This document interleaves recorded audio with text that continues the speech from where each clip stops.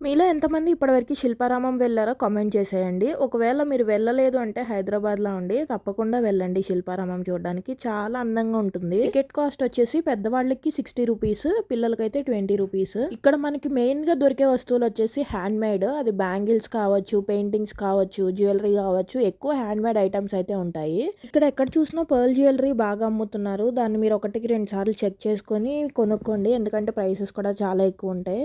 And handmade paints కూడా చాలా ఉన్నాయి. ఇలా వింటేజ్ కలెక్షన్ కూడా చాలా అంటే చాలా బాగుంది. ప్రైసెస్ అయితే చాలా చాలా చెప్తున్నారు. మనకి బార్గెయిన్ చేయడం వస్తే మంచిగా బేరమాడి తీసుకోవచ్చు.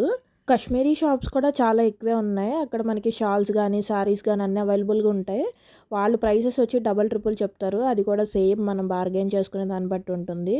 ఇంకా ఇట్లా బ్రాస్, కాపర్ కలెక్షన్ కూడా చాలా బాగుంది. ఇంకా మెహందీ కూడా పెడుతున్నారు. పర్ హ్యాండ్ 50, 100 అట్లా డిజైన్ బట్టి తీసుకుంటున్నారు. స్టార్టింగ్‌లోనే ఉంటారు మనకి మెహందీ పెట్టేవాళ్ళు. ఇంకా ఫ్లవర్ గార్డెన్స్ కానివ్వండి, అన్నీ చాలా అందంగా ఉన్నాయి. మెయింటెనెన్స్ కూడా చాలా చేస్తున్నారు.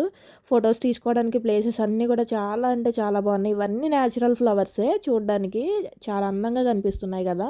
ఇంకా ఇక్కడ మనకి మట్టి పాత్రలు కూడా దొరుకుతాయి. అండ్ పింగాణీ ఐటమ్స్ కూడా చాలా ఉన్నాయి. ఇక్కడ మనం సింపుల్‌గా బోటింగ్ కూడా చేసుకోవచ్చు. ఇక్కడ నేమ్స్‌ని చెక్క మీద చెక్కుతున్నారు. 150 చెప్పారు. మేమైతే ₹100కి అడిగాము. ఇది కూడా చాలా బాగుంది.